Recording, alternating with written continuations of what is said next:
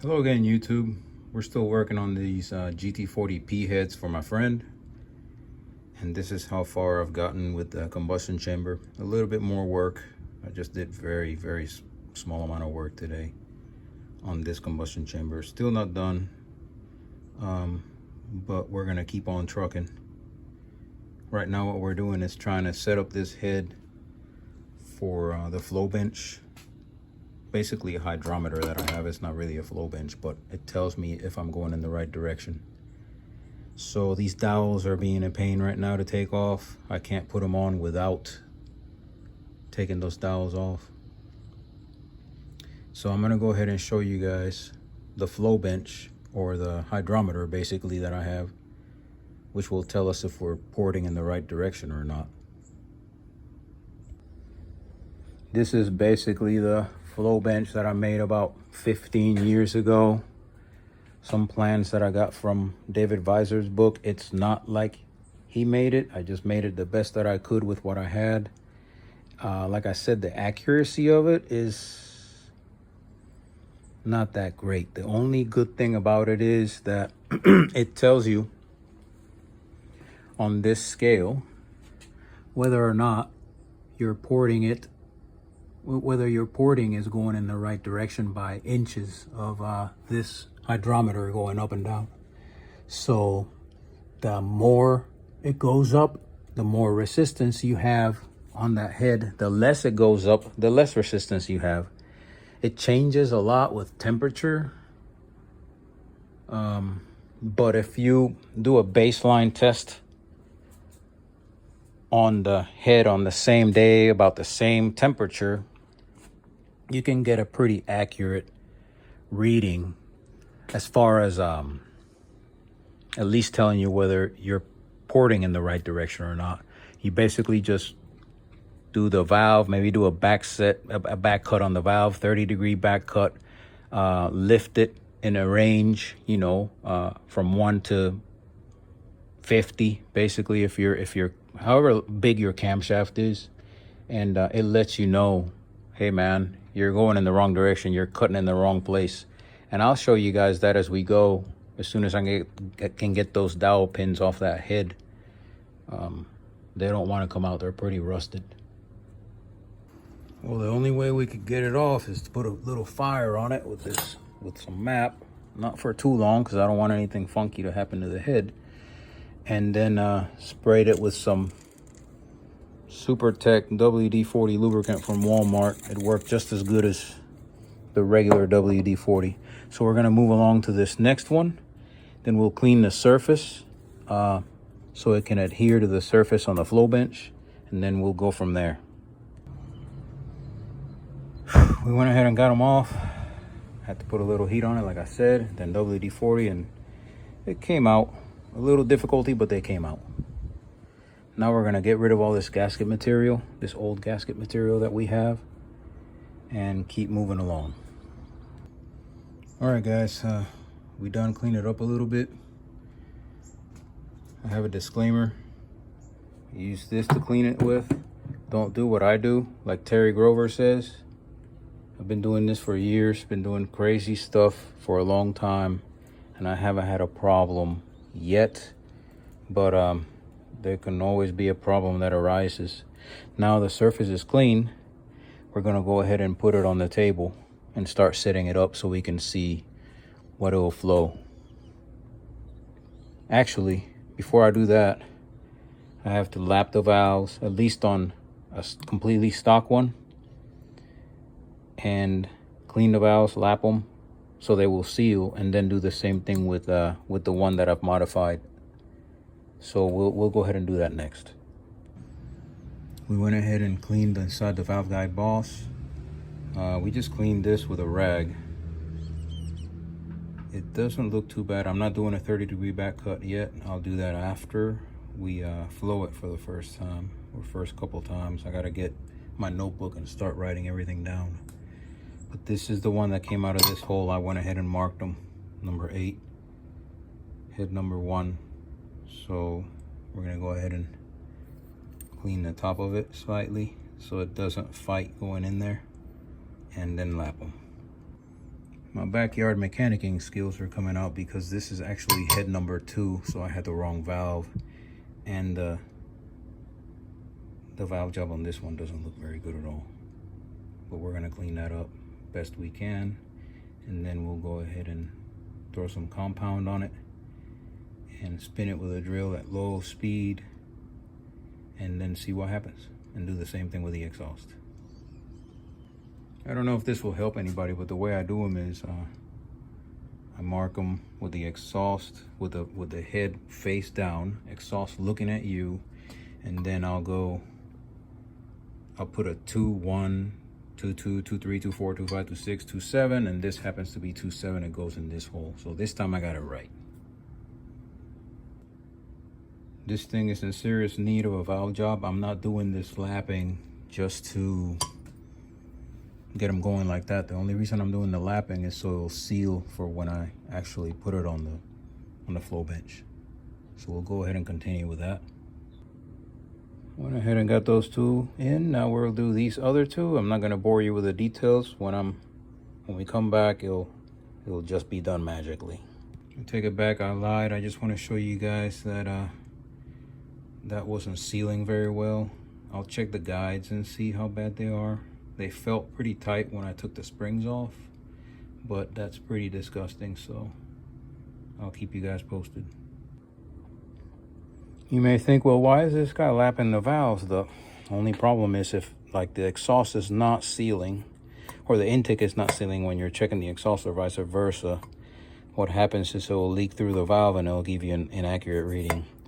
If you're going with the same one after you make changes, as long as it leaks the same, then it should be all right. But what we're trying to do is make it as accurate as possible with our inaccurate flow bench, so to see if we're going in the right direction, like I said. And if it's leaking, it's not going to work. It's not going to let you know, hey buddy, this is what you're supposed to be doing.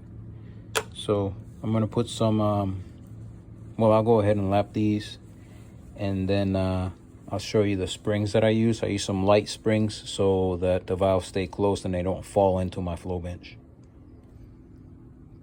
If you're gonna lap them with a drill, even though if you use the drill slowly, do yourself a favor and put some Gorilla Tape or something to protect it, maybe some rubber, because you don't want to mess these surfaces up on the valve.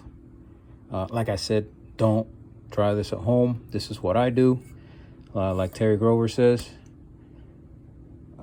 if you do it, then you probably hold me liable or fire me.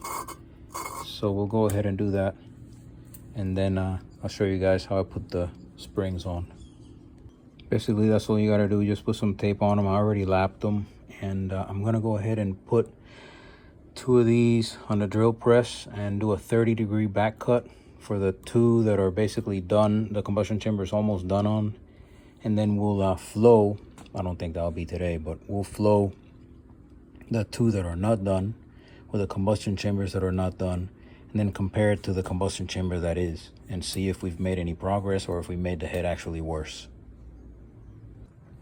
This is what the valve should look like when you lap it. Now we know where it's making contact in the head versus before. Before, you couldn't really even tell that the valve was sitting where it's supposed to be or not supposed to be. So we'll go ahead and throw this one on the drill press, do a 30-degree back cut, and then we'll do an undercut on the valve also, and we'll go from there. One thing that I recommend, but even though I recommend you guys don't do any of this crazy stuff, just let me do it. But one thing that I recommend is when you put it in here, when you spin it, make sure it's not wobbling all over the place, and it doesn't seem to be. You guys tell me what you think. Not wobbling. Normally I use a die grinder there to do the back cut, but I think this time what I'm gonna do is use a file to make it a little safer. That way it gives the machinist a little room to work with when they cut the valves. I've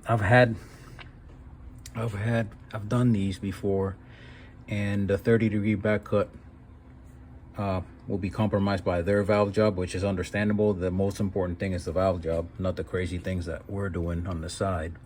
But then I'll go back and I'll relap them and redo a back cut on them. But this is just to test and see if the back cut actually does something for flow or not. Here's our quote-unquote 30-degree back cut. Hopefully it improves flow. I'm sure some of the guys online will probably tell me whether it will or it won't, or whether or not this is the right way to do it, but this is the way that I've been doing it for years and it's worked for me.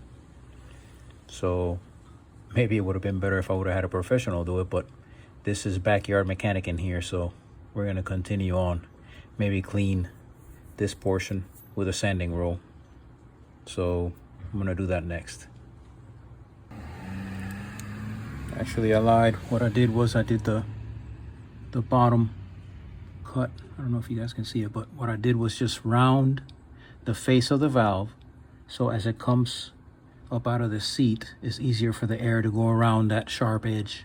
So it's been rounded, but I didn't make it to where it's touching on the seat.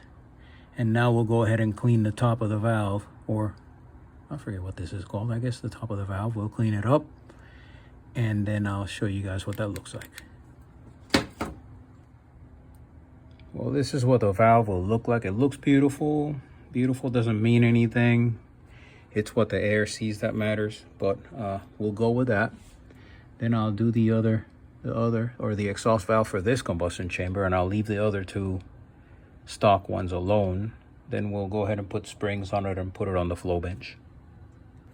I don't know if y'all can see it where I lapped it, but this valve is pretty pitted. I'm not going to continue to lap it because lapping and machining, doing cuts is not the same thing. I'm going to let the machinist do that.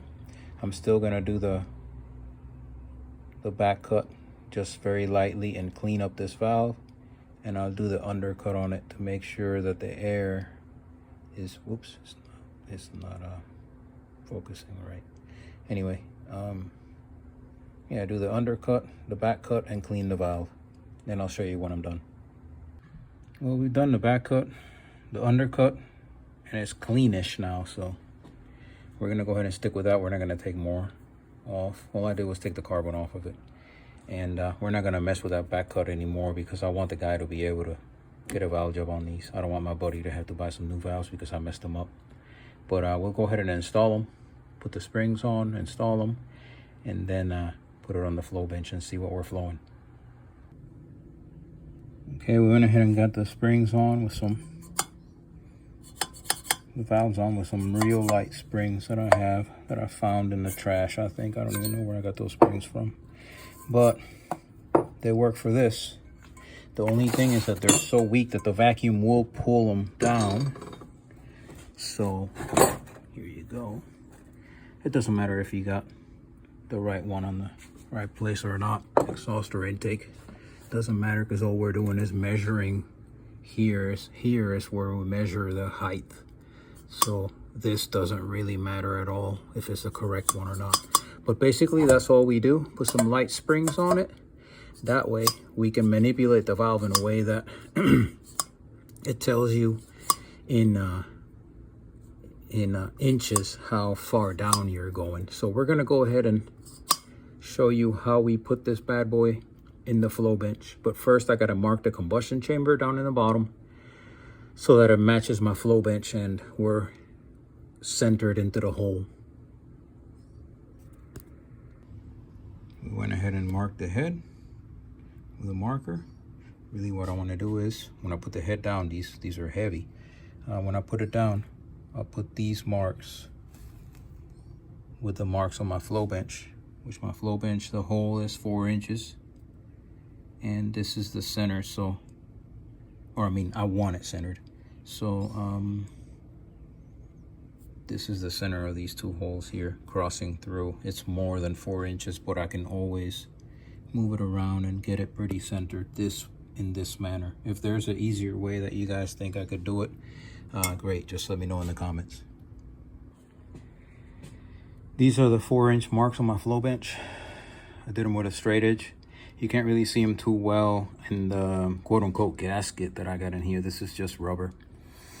And here in the front matches up perfectly. Well, almost perfectly. I gotta move it to the right a little bit so it's centered. And then, just like shooting, same thing here. There's that mark on the head.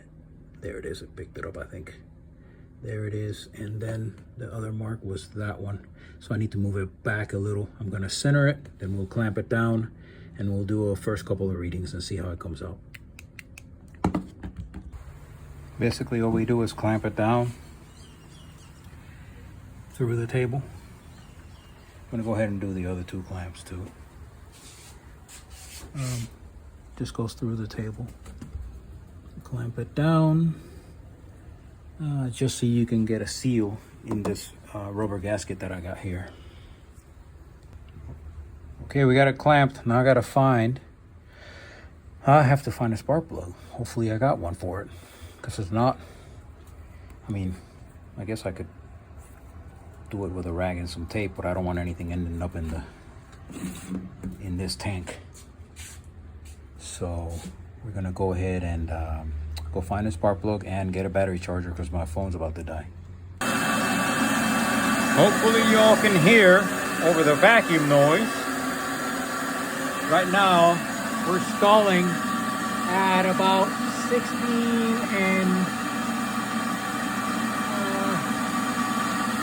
and a half inches, a little more than 16 and a half inches. So as you can see, if you have a lot of restriction, the number will be high. As the valve opens,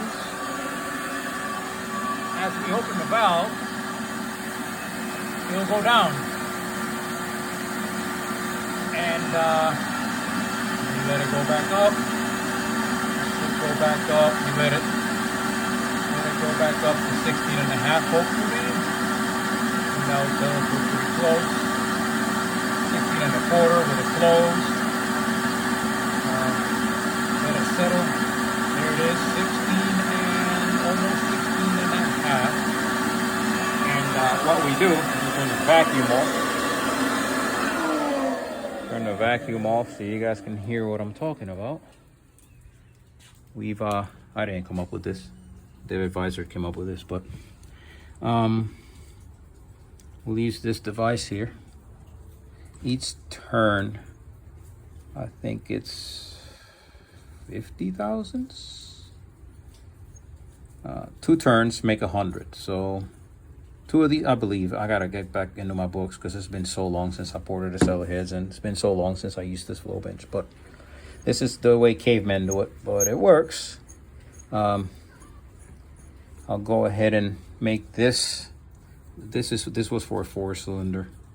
So we'll go ahead and make this fit into here, and what you do is you turn it down, and for each 2 turns, I believe it's 100 or thousands. So we'll go ahead and do that. Let me see if I have something to make this work.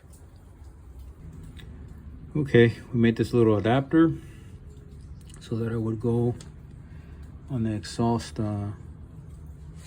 threads. The only bad thing about it is that when we do exhaust, this will get in the way of the flow. Another thing is you want to clay. Let me see if you can see it in the mirror there.